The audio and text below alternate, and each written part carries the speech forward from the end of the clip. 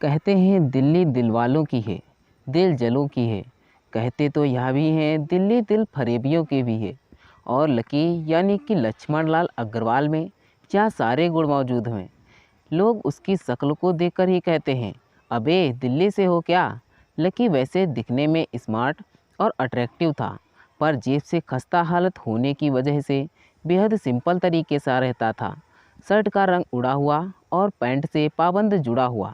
कहने को तो उसकी उम्र के लड़के दिल्ली की सड़कों पर रात को मोटर बाइक दौड़ाते थे, लेकिन लकी उर्फ लक्ष्मण लाल अग्रवाल सिर्फ कमरे से कॉलेज, कॉलेज में पढ़ाई और गर्लफ्रेंड डिम्पल के साथ थोड़ा वक्त बिताना, फिर कॉलेज से दुकान और दुकान से जब होम डिलीवरी आए तो वहाँ, और फिर घर चला जाता। हाँ, कभी वह किसी लड़के को सड़क पर मोटर बाइक दंदनाते देखता तो कहता, एक दिन अपना टाइम भी आएगा जब मैं चश्मा लगाकर बैठूंगा और पीछे डिम्पल को बैठाऊंगा।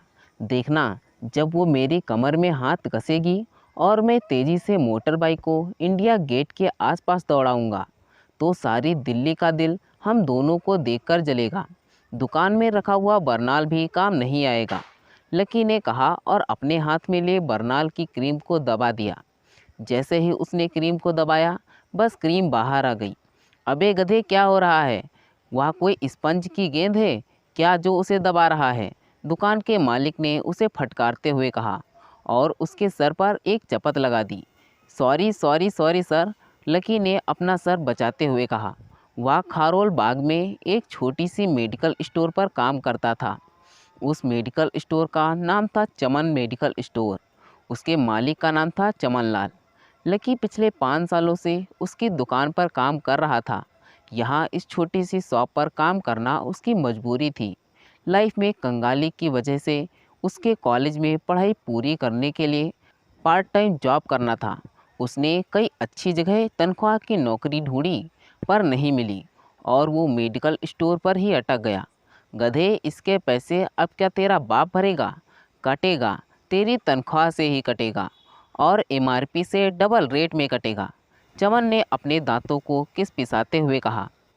गुस्से की वजह से उसकी नाक फूल गई थी और लकी की सांसें भी। उसने घबराते हुए ऑनर से पूछा, एमआरपी से ज़्यादा डबल क्यों कटेगा सर जी? ताकि अगली बार से ऐसी हरकत करने से पहले तो डबल बार सोचें, चमन ने कहा और उसके हाथ से ट्यूब छीन लिया। उसका जी तो चाह रहा था कि वह लकी की खोपड़ी पर एक बार और अपना हाथ साफ कर ले, लेकिन उससे पहले ही दुकान का फ़ोन बजने लगा।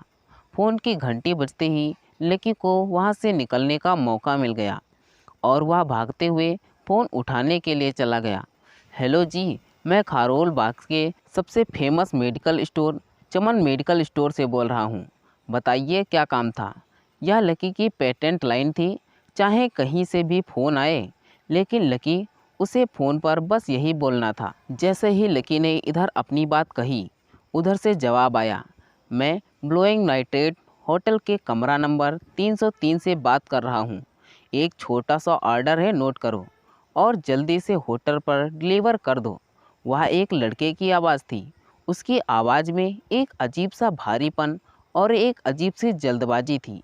लकी ने जैसे ही वह आवाज़ सुनी, पता नहीं क्यों उसे वह आवाज़ जानी पहचानी सी लगी। जी जी सर, बताइए आपका क्या ऑर्डर है? हाँ तो लिखो, हार्ट प्ले के 2 पैकेट और एक टिश्यू।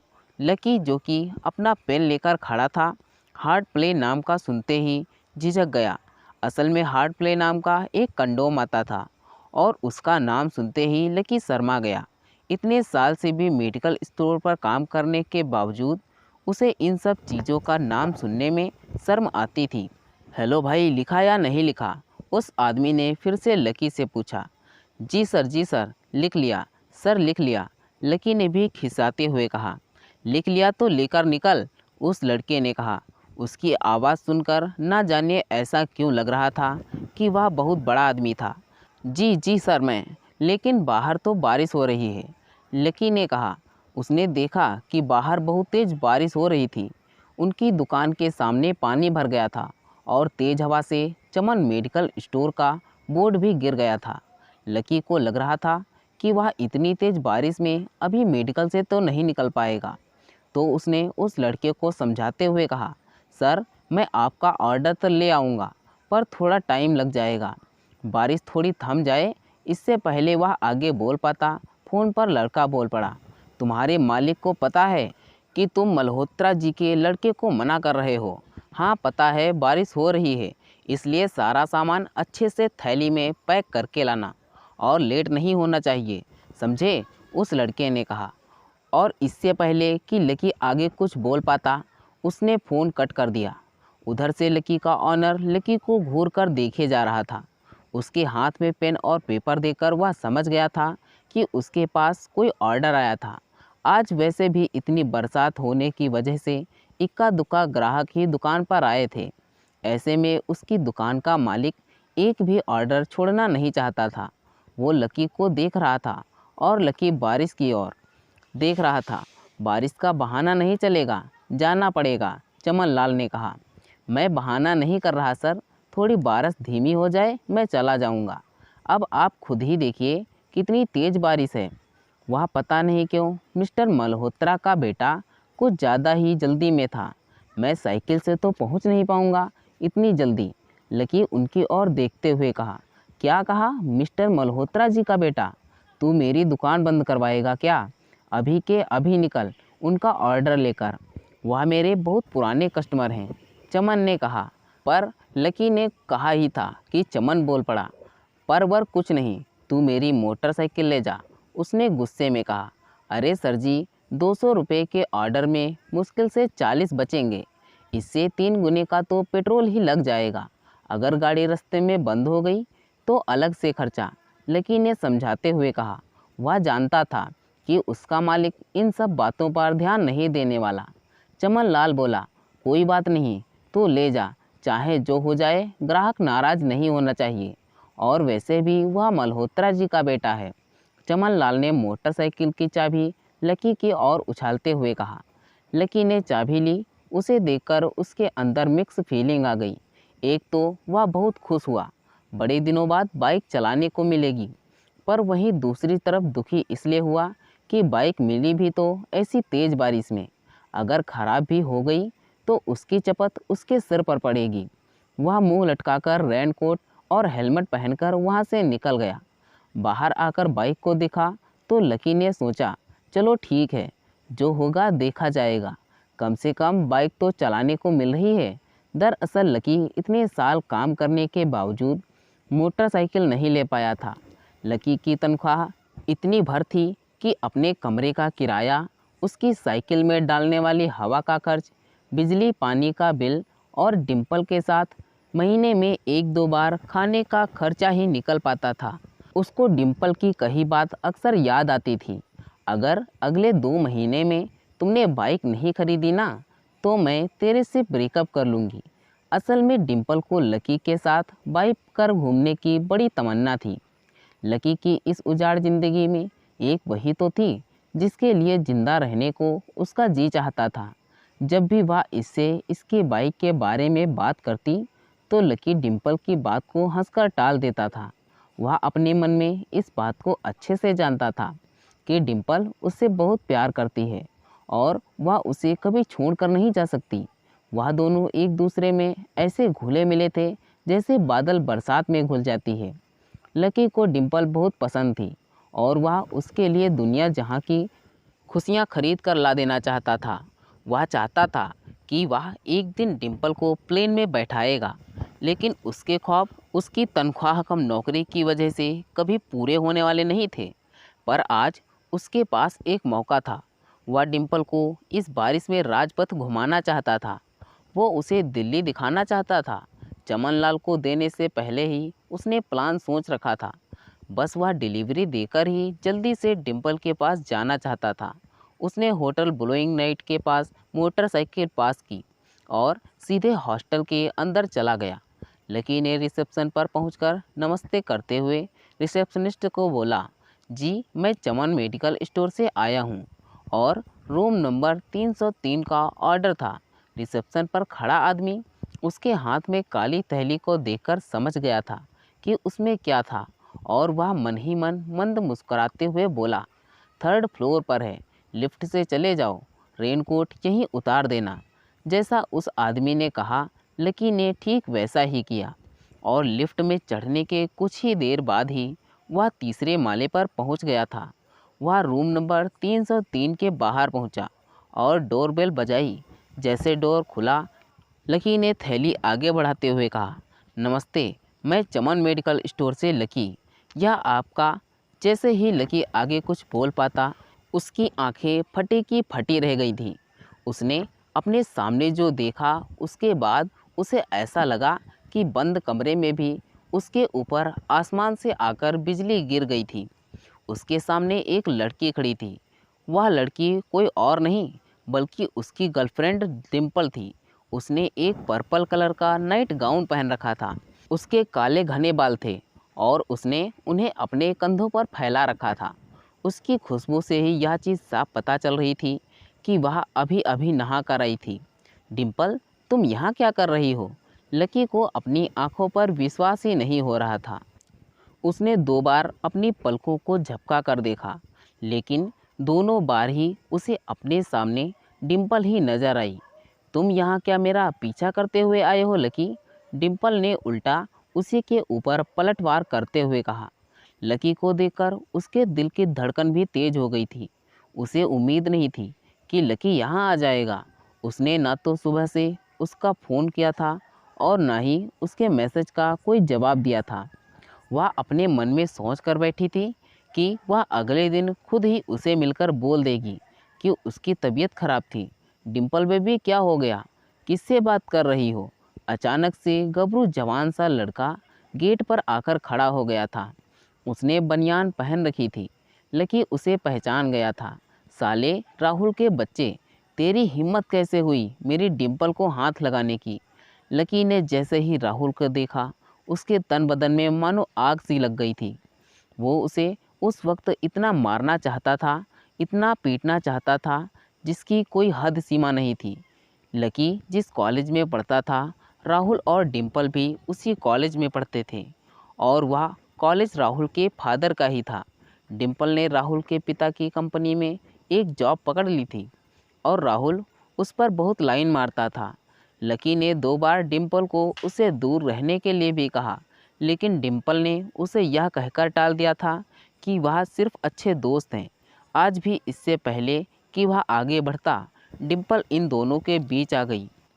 रुक जाओ, डिम्पल ने गुस्से में लकी से कहा। लकी लंबी सांस ले रहा था और कुछ ही सांसों के बाद उसका गुस्सा शांत हो गया था। अब डिम्पल के पास भी छुपाने के लिए कुछ नहीं था, इसलिए उसने लकी से कहा, लकी, आज से तुम्हारा और मेरा ब्रेकअप। ब्रेकअप? लकी के पैरों के नीचे से ज़मीन खिसक गई थी। उसकी आंखें नम हो गई। लकी को उसकी बातों पर विश्वास नहीं हो रहा था। उसने डिम्पल की ओर देखा और बोला, डिम्पल, हम पिछले 1 साल से एक दूसरे के साथ हैं और तुम हो कि मुझे ब्रेकअप करना चाहती हो। अरे मैं तो तुम्हारे लिए एक नई बाइक लेने वाला था। चल रहने दे, आज ही याद आ रही है तुझे बाइक की। और तेरे पास मुझे बाहर घुमाने खिलाने पिलाने के लिए तुम्हारे पास पैसे नहीं, तू कहाँ से लाएगा बाइक? और अगर ले भी लिया तो उसमें पेट्रोल कहाँ से डलवाएगा? तेरी 8,000 महीने की नौकरी, उसमें होगा यह सब? लोग हंसते हैं मुझ पर जब मैं सरोजनी में तेरे साथ घूमती हूँ। मैं ऐसी लाइफ नहीं जीना चाहती लकी। मैं तेरी तरह गरीब नहीं रहना चाहती। तूने मुझे फंसाया था, बेवकूफ़ बनाया था, इसलिए मैंने राहुल से मैचअप कर लिया है। आज से राहुल मेरा बॉयफ्रेंड है। डिम्पल ने गुस्से में कहा। अच्छा, तो यह है तुम्हारा बेकार सा बॉयफ्रेंड? राहुल ने पूछा और डिम्पल के बगल में आकर खड़ा हो गया। फिर राहुल ने पूछा और डिम्पल के बगल में आकर खड़ा हो गया। फिर उसने लकी के हाथ से थैली उठाई और उसमें से हार्ट प्ले का पैकेट निकालकर लकी को चिढ़ाने के लिए उसे हवा में लहराने लगा। बाप रे, इससे बदकिस्मत इंसान दुनिया में और कौन होगा? राहुल ने उसकी टांग खींचते हुए कहा। लकी के पास उसके बात का कोई जवाब नहीं था। उसने गुस्से से डिम्पल की ओर देखा और अपने हाथों की मुट्ठी भींच ली। फिर वह वहाँ से निकल गया। अबे पैसे तो लेता जा, सब कुछ फ्री में देता जाएगा क्या? राहुल ने ज़ोर से ठहाके लगाते हुए कहा, लेकिन लकी बिना उसकी बात सुनते ही निकल गया। उसके दिमाग में डिम्पल के कहे शब्द गूंज रहे थे। उसने कभी सपने में भी नहीं सोचा था कि डिम्पल उसके साथ कुछ ऐसा कर सकती है। जिस इंसान के लिए वह इतना कुछ करना चाह रहा था, उस इंसान को उसकी कोई कदर ही नहीं थी। लकी इतना हताश हो गया था कि वह बुरी तरीके से रोने लगा। इस बार वो लिफ्ट से नहीं, सीढ़ियों से नीचे उतरा और एक एक सीढ़ी उतरने के साथ उसके आंसू झलकते जा रहे थे। जब उसकी आवाज़ सुनकर कुछ लोग अपने कमरों से बाहर आए तो लकी ने अपने आंसू पोंछे और तेज़ी से वहाँ से भाग गया। उसे ज़िंदगी में पहली बार प्यार हुआ था और सिर्फ पैसों की वजह से न सिर्फ उसका प्यार बल्कि उसकी पूरी ज़िंदगी बर्बाद हो गई थी। लकी जैसे ही बाहर आया तो उसने देखा कि बाहर अंधेरा हो गया था। आसमान में तेज़ बिजली कड़की और बारिश जो थमी थी एकाएक फिर से झमाझम बरसने लगी। यह देख लकी के थमे हुए आंसू एक बार फिर से झलक गए।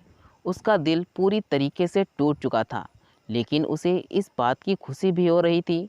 आखिर उसे डिम्पल का असली चेहरा नज़र आ गया था। वह तो उसके साथ घर बसाने की सोच रहा था, लेकिन अच्छा हुआ उसने पहले ही उसका घर बर्बाद होने से बचा लिया। लकी को दुख तो बहुत हो रहा था, पर उसे यह भी लग रहा था कि आगे चलकर यही दुख उसे खुशी देने वाला था। लेकिन एक चीज़ थी जो लकी को परेशान कर रही थी, वह थी उसकी माली हालत। उसकी जेबें इतनी तंग थीं कि उसे फटी हुई जेब की पैंट पहनकर घूमना पड़ता था। कभी कभी लकी तो सिर्फ रोटी खाकर ही दिन काट लिया करता था। वह कब से कोशिश कर रहा था कि कोई अच्छा काम पकड़ सके, लेकिन उसे कोई काम देने को राजी ही नहीं था। उसने टूटे हुए दिल को दिलासा देते हुए सोचा कि डिम्पल पर खर्च हो जाने वाले पैसे बच जाने से उसकी हालत सुधर जाएगी, पर फिर भी वह रातों रात रईस नहीं हो जाने वाला था। उसने ऊपर आसमान की ओर देखा और ज़ोर से चिल्लाया, अगर इतना ही अनलकी बनाना था तो नाम लकी क्यों रखा भगवान। वह इतनी ज़ोर चिल्ला सकता था, उतनी ज़ोर से चिल्लाया। उसकी आवाज़ से आसपास खड़े लोग एक बार तो डर गए थे। लकी ऊपर ही देख रहा था और उसके आंसू बारिश के पानी के साथ मिल गए थे। जैसे ही वह फूट कर रोने को था, तभी उसके फ़ोन पर एक मैसेज आया। जैसे ही लकी ने अपना फ़ोन निकालकर मैसेज को पढ़ना शुरू किया, उसकी तो आंखें ही चमक गई। अचानक उसके आंसू हंसी में बदल गए और वह ज़ोर ज़ोर से वहीं सड़क पर नाचने लगा। उस मैसेज में लिखा था, परिवार के रिसर्च और परिवार के निर्णय के हिसाब से अग्रवाल परिवार का वारिस लक्ष्मण लाल अग्रवाल उर्फ लकी ने गरीबी अभ्यास परीक्षा को पास कर लिया है और आज से ही वह ज़मीन जायदाद का मालिक हो जाएगा जो परिवार में उसके नाम कर दी थी। यह कैसा मैसेज था? आखिर कौन था लकी? क्या थी उसकी असलियत? और यह कैसे रातों रात ही अनलकी से लकी हो गया था? इन सभी सवालों का जवाब जानने के लिए अगले पार्ट का इंतज़ार करें। आपका क्या कहना है इस कहानी के बारे में? हमें कमेंट करके ज़रूर बताएं। वीडियो को लाइक कर दीजिए और इसी तरह लगातार देखने के लिए हमारे चैनल को सब्सक्राइब करके घंटी को दबाकर ऑल पर सेट कर लीजिए, ताकि आने वाली वीडियो का नोटिफिकेशन आपके पास तुरंत पहुँचे। मैं मिलता हूँ आपसे अगली वीडियो में। तब तक के लिए धन्यवाद।